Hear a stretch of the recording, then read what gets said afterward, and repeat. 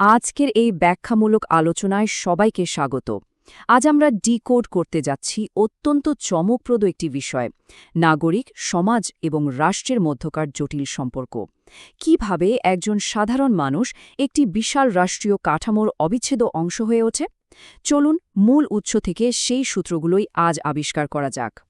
নাগরিক জীবনের এই ১৯টি ভিন্ন দিকের বিস্তৃতিকে প্রথম দর্শনে বেশ জটিল বা তথ্যে ভরপুর মনে হওয়াটাই স্বাভাবিক। তবে ভাবার কিছু নেই, পুরো বিষয়টিকে খুব সহজেই ধাপে ধাপে ভেঙে বিশ্লেষণ করা হবে, যাতে বোঝা যায় কিভাবে পৌরনীতি ও সুশাসন আমাদের চারপাশের এতগুলো কাঠামোর সাথে নিবিড়ভাবে যুক্ত। পুরো আলোচনাটিকে সহজে বোঝার জন্য আমরা ৫টি ধাপে এগোব। ১. নাগরিকতার বিজ্ঞান। ২. নাগরিকের যাত্রা। ৩. সমাজের আদি সংগঠন। ৪. রাষ্ট্রের কাঠামো এবং ৫. সুশাসনের নীতিমালা।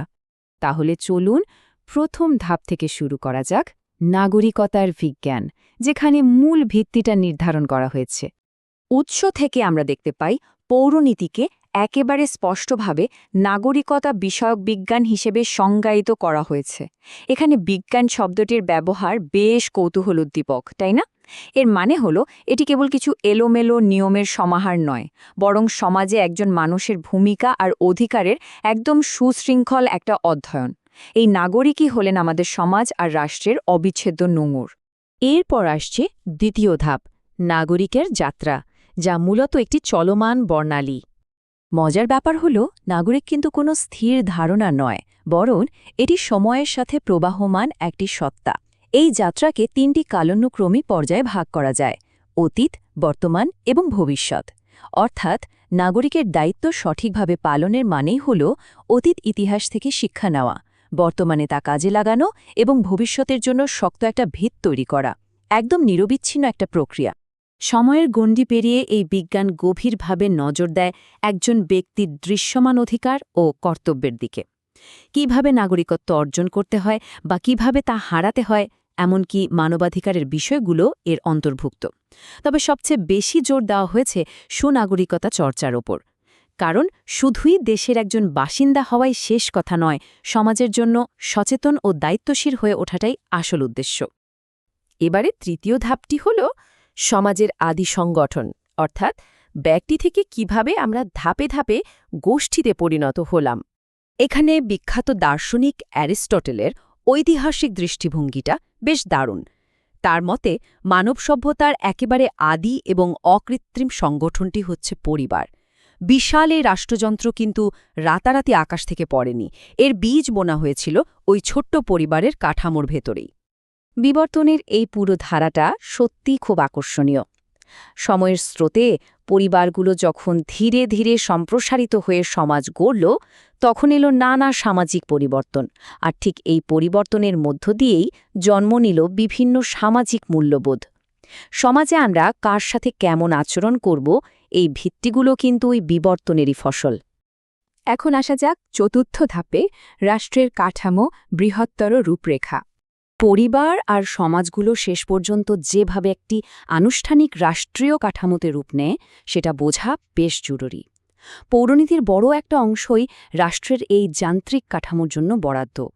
সংবিধান রচনা থেকে শুরু করে সরকারের বিভিন্ন অঙ্গের কাজ, রাজনৈতিক দল এবং নির্বাচন প্রক্রিয়া, এই সব কিছু মিলিয়েই সেই বিশাল ইঞ্জিন তৈরি হয়, যা দিয়ে একটি আধুনিক রাষ্ট্র পরিচালিত হয়। কিন্তু প্রশ্ন হল, রাষ্ট্রের এই বিশাল মেকানিজম সাধারণ মানুষের দোরগোড়ায় পৌঁছায় কিভাবে? এখানে সেতুবন্ধন হিসেবে কাজ করে জনসেবা ও আমলাতন্ত্র এবং স্থানীয় সরকার ব্যবস্থা। রাষ্ট্রের বড় বড় সিদ্ধান্ত এবং সেবাগুলো যেন একদম তৃণমূলের মানুষের কাছে পৌঁছাতে পারে, তার জন্য এই মাধ্যমগুলো অপরিহার্য। আমাদের আলোচনার শেষ এবং পঞ্চম ধাপ, সুশাসনের নীতিমালা, যাকে আমরা বলতে পারি অদৃশ্য বন্ধন। একটি রাষ্ট্র তার শুধু যান্ত্রিক কাঠামো দিয়ে চলতে পারে না, তাই না? আইন, নৈতিকতা, স্বাধীনতা, সাম্য এবং দেশপ্রেম, এগুলোই হলো সেই বিমূর্ত মূল্যবোধ বা অদৃশ্য সুতো, যা পুরো কাঠামোকে একসঙ্গে বেঁধে রাখে। যে কোনো সমাজকে টিকে থাকতে হলে এই মৌলিক মূল্যবোধগুলোর চর্চা করা ছাড়া কোনো বিকল্প নেই।